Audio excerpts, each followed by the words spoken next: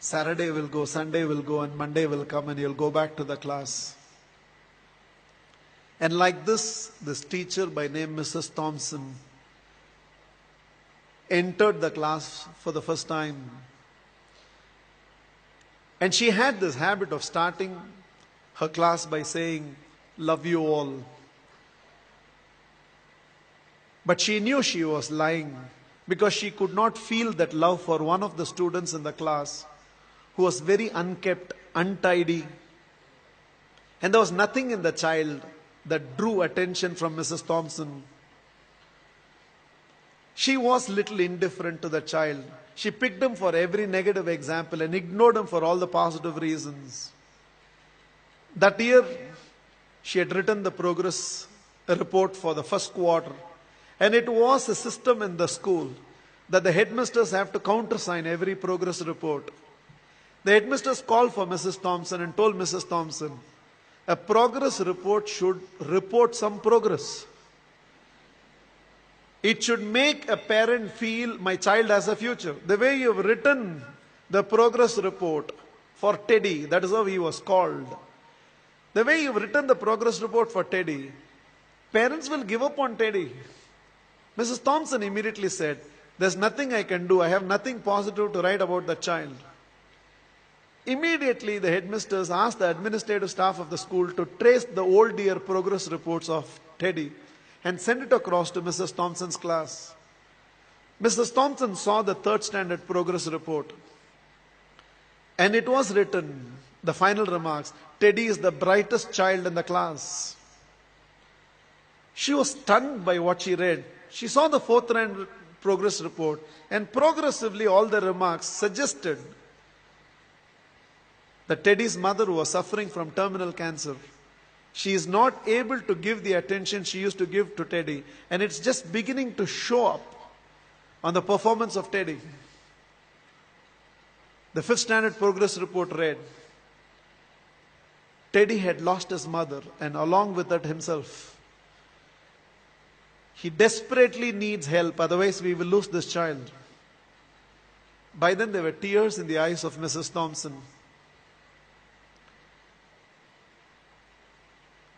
She looked at the principal and said, I know what to do. And she went back to the class. Probably it was a Monday morning. She walked into the class and again from the dais of the class, looked at the class and said, love you all. But she knew she was lying. The love she was feeling for Teddy right now was far, far greater than the rest of the class. She decided that she is going to change her approach. For every positive reason, Teddy's name was called.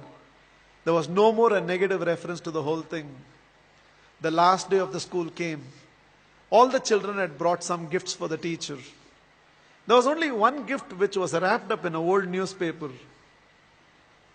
Somehow, the sense of a teacher, she knew that it must be from Teddy. She opened that first. A half-used perfume bottle and a bracelet from which a few stones had already fallen was there. The whole class laughed, knowing it was from Teddy. But without saying anything, Mrs. Thompson just took that half-used perfume bottle, sprayed it on her, wore that bracelet. With a quarter smile, it seems Teddy told,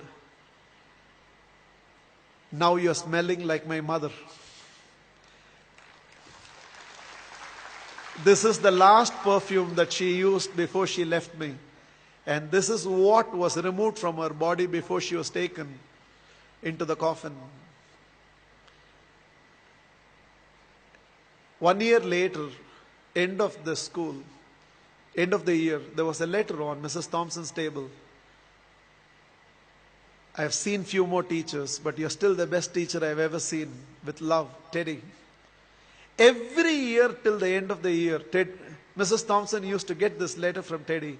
I've seen few more teachers, but you're the best teacher I've ever seen, Teddy. Years rolled by, they lost contact.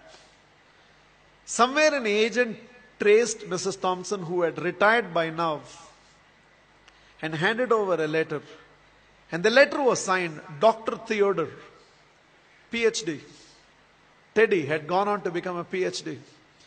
And the letter read, I have seen many more people in life, Mrs. Thompson.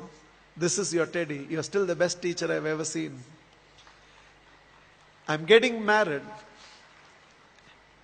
and I cannot dream of getting married without your presence. Along with that enclosed were to and fro flight tickets.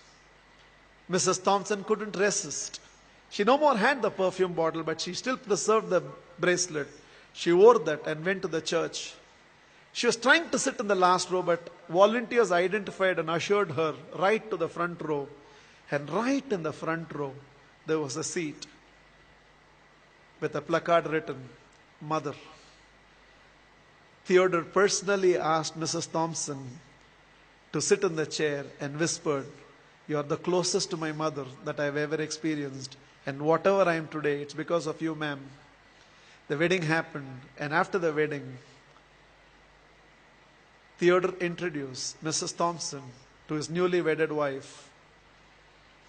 Without her, I wouldn't be where I am today. There were tears in Theodore's eyes. It seems Mrs. Thompson told the newly wedded woman, "Without Teddy, I would have never realized a teacher must first be a mother to every student of hers, and only then a teacher."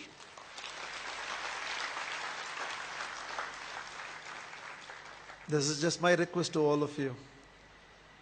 There is a Teddy sitting in your class.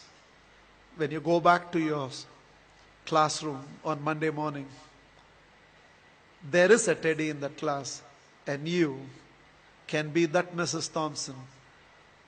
Please, on Monday, don't go back to the institutes as a teacher. Go back as a parent who can also be a teacher and be a turning point in the life of those children. You plus me.